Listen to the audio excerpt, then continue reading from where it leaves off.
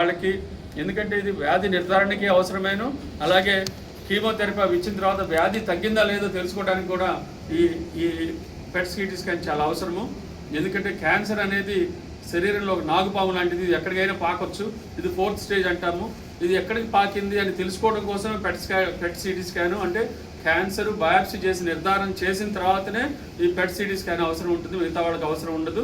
కాబట్టి ఇక్కడ చాలా క్రిటికల్గా ఇవాల్యుయేట్ చేసి జడ్జిమెంట్ చేసి పెట్ సిటీ స్కాన్ అవసరమైన వాళ్ళకి అడ్మిట్ చేసి ఉచితంగా ఈ క్యాన్సర్ నాట్కో క్యాన్సర్ సెంటర్లో అద్భుతంగా ఇది పబ్లిక్ సెక్టర్లో ఉన్నది. గవర్నమెంట్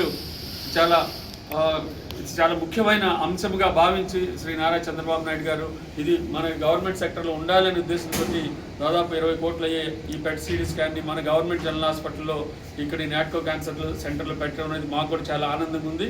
ఇది ప్రతి కామన్ మ్యాన్ కూడా, ఎందుకంటే మీకు తెలుసు క్యాన్సర్ అనేది ఏ పార్ట్లో వస్తుందో తెలియదు. అట్లాగే ఇక్కడ అన్ని డిపార్ట్మెంట్లు ఉంటాయి, 30 డిపార్ట్మెంట్లు ఉంటాయి. వీళ్ళకి రిఫరల్ సిస్టమ్ కూడా చాలా ఈజీగా ఉంటుంది. ఇక్కడ ఏ భాగంలో వచ్చినా లేకపోతే ఏ భాగానికి ఈ క్యాన్సర్ పాకినా కూడా ఇది పెట్ సిటీ స్కాన్ తోటి మిగతా ఉన్న విభాగాలన్నిటితో కలిసి అనుసంధానం చేసి ఇక్కడ ట్రీట్మెంట్ కూడా మంచిగా జరుగుతుంది.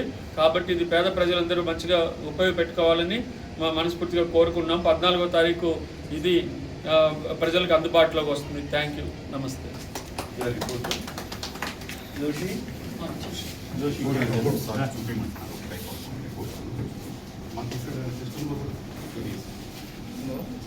అందరూ మన ఫిల్మ్స్ ఇస్తారా? హాట్స్పాట్ వస్తుంది. ఈ వీక్లో ఏం చేశారు? ఈ వీక్లో ఇప్పుడు రేపు ఉన్నాయి sir, 13 cases one day at a time అంటే సోర్స్ లాస్ట్ కేసు ఇప్పుడు వచ్చి కూడా అడ్మిట్ అయ్యి 1 డే ముందు సీరం క్రియేటింగ్ వాల్యూస్ ఇవన్నీ చేసి మార్నింగ్ 8 ఆ టైంకి సోర్స్ చేసుకోండి. సోర్స్ అంటే మనం 1 అవర్ మీద అందరినీ సోర్స్ వచ్చిన తర్వాత టైం వేస్ట్ చేసుకుంటే ఎక్కువ పేషెంట్ 15 minutes. అంటే మనం 8 నుంచి రెడీ ఉంటే 130-140 మిలియన్ క్యూరియస్ మనం 13-14 కేసెస్ అదే మీ టైంని ఆ 4 hours టైం అలానే మనం 14-15